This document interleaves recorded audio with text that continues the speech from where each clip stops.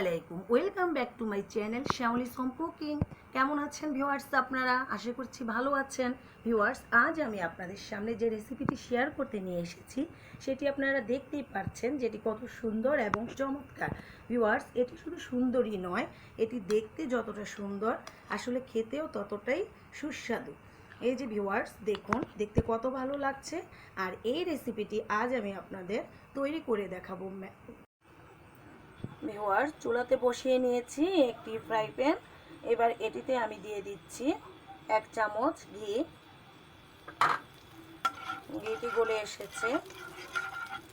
এবার এখানে দিয়ে দিচ্ছি আমি 3 টেবিল চামচ সুজি। তবে এই সুজিটা হচ্ছে ভাজা তৈরি করে রাখবেন। এভাবে নেড়ে নেড়ে সুজিটিকে ঘিয়ের সাথে ভালোভাবে মিলিয়ে মিশিয়ে নিচ্ছি।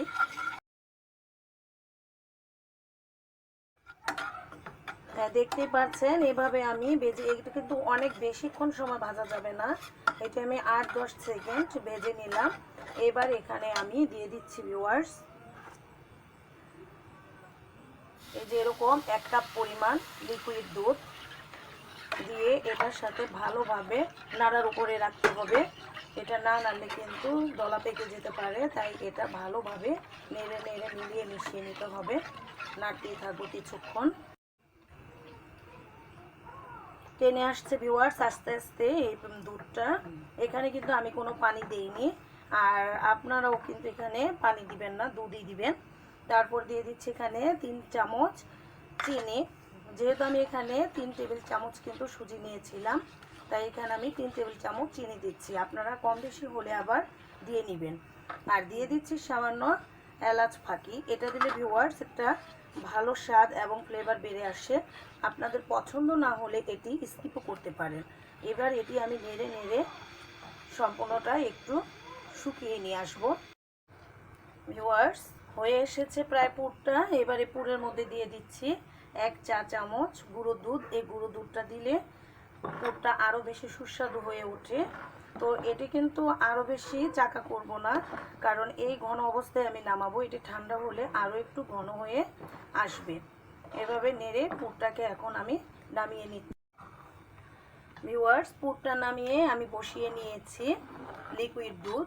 এই দুধটাকে আমি আগে থেকে ভিউয়ার্স প্রাথমিক কাজ করে ফেলেছি। 1 কেজি দুধকে আমি জাল করে হাফ কেজি করে নিয়েছি আপনাদের সময় বাঁচানোর সুবিধার্থে।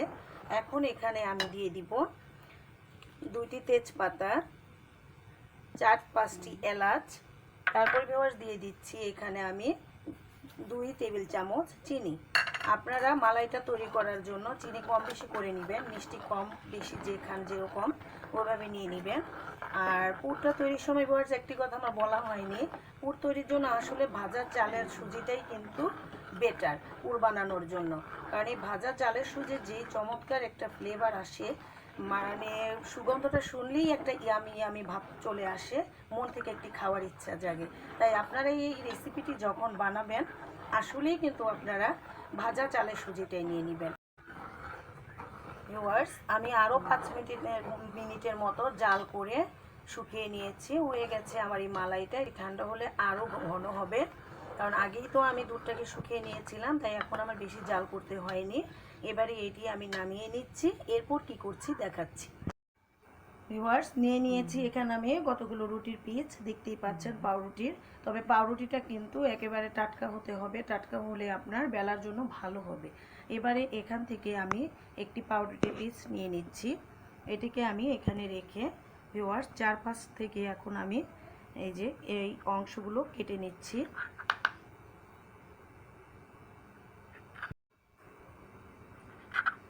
এভাবে ভিউয়ার্স 4-5টা কেটে নেবেন। কেটে এটিকে সরিয়ে তারপর এটিকে আমি বেলনের সাহায্যে এভাবে বেলে নিচ্ছি। তো ভিউয়ার্স, বেলার সময় মনে রাখবেন একটু চাপ দিয়ে বেলতে হবে। দেখুন টাটকা রুটি হওয়াতে কি সুন্দর সফট সফট বেলে যাচ্ছে। এভাবে আপনি একটু জাতা দিয়ে বেলে নেবেন, তাহলে আপনার বেলার জন্য সুবিধা হবে। বেলার পরে ভিউয়ার্স দেখবেন যেটি চারপাশে কিন্তু আবার একটি রুটির আঁশ ছেড়ে আসছে। তো এই আঁশটার থেকে সৌন্দর্য বাড়ানোর জন্য আপনি আবার চারপাশ থেকে একটু করে কেটে নিতে পারেন। আর যদি ভিউয়ার্স আপনি মনে করেন প্রয়োজন নেই, তাহলে আপনি না নিলেও কিন্তু পারেন। তো আমি সুন্দরের জন্য আসলে কেটে নিচ্ছি। এভাবে আমি ভিউয়ার্স প্রত্যেকটা রুটিকে আগে এরকম বেলে স্লাইস করে নিচ্ছি, তারপর আমি বাকি কাজ করব। ভিউয়ার্স সবগুলো আমি এরকম করে নিয়েছি। এবারে আমি এখানে একটি নিয়ে নিয়েছি। এটিতে এখন আমি দিয়ে দিব, এই যে আমি পুরটাকে এভাবে একটি প্লেটে শেপ করে নিয়েছি, তাহলে আর আমাকে দুই হাতে এটিকে শেপ দিতে হবে না। এখন আমি এখান থেকে এভাবে চামচ দিয়ে নিয়ে নেব, তারপরে এখানে দিয়ে দিচ্ছি। এভাবে করলে ভিউয়ার্স সুবিধা বেশি, তাই আমি এভাবে দেখিয়ে দিলাম। তারপরে দেখুন এটিকে আসলে এটি বানানো খুব সোজা, কিন্তু খুবই সহজ একটি কাজ। এই যে দেখুন হয়ে গেল আমাদের একটি রোল। এভাবে আমি এক এক করে সবগুলো রোল বানিয়ে দেখাচ্ছি। ভিউয়ার্স বানিয়ে নিয়েছি সবগুলো রোল। এবার দেখুন এই রোলগুলির উপরে এখন আমি মালাই দিয়ে দিচ্ছি। মালাইটা কিন্তু করে রেখেছিলাম, এই যে মালাইটা আমি দিয়ে দিচ্ছি ভিউয়ার্স। এভাবে উপরে উপরে আপনি মালাই দিয়ে দিবেন। ভিউয়ার্স এটি খেতে কিন্তু আসলে ভিউয়ার্স অসাধারণ। আপনি বাসায় বানিয়ে যদি খান তাহলে আপনার আরও বারবার খেতে ইচ্ছে করবে। বাচ্চারাও আপনাকে বলবে বারবার এটি দেওয়ার জন্য, এবং আপনি অতিথি আপ্যায়ন এটি স্বাচ্ছন্দ্যে করতে পারবেন।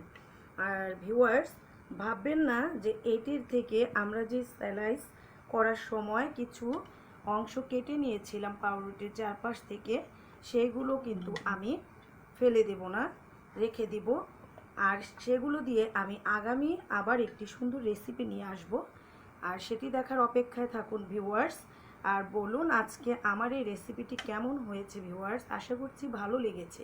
যদি ভালো লেগে থাকে ভিউয়ার্স তাহলে আমার চ্যানেলটি লাইক দিয়ে দিন। আর আমার চ্যানেলে আপনি নতুন হয়ে থাকলে এখনই সাবস্ক্রাইব করে দিন ভিউয়ার্স। পাশে থাকা বেল বাটনে ক্লিক করে দিন, যাতে আমার আগামী রেসিপিগুলো ভিডিও আপনার কাছে সবার আগে পৌঁছে যায় ভিউয়ার্স। আর ভিউয়ার্স কেমন হলো, আপনারটাও কেমন বানালেন আমাকে কমেন্ট করে জানান ভিউয়ার্স। আর এখানে এই বলেই শেষ করছি, বাই বাই ভিউয়ার্স।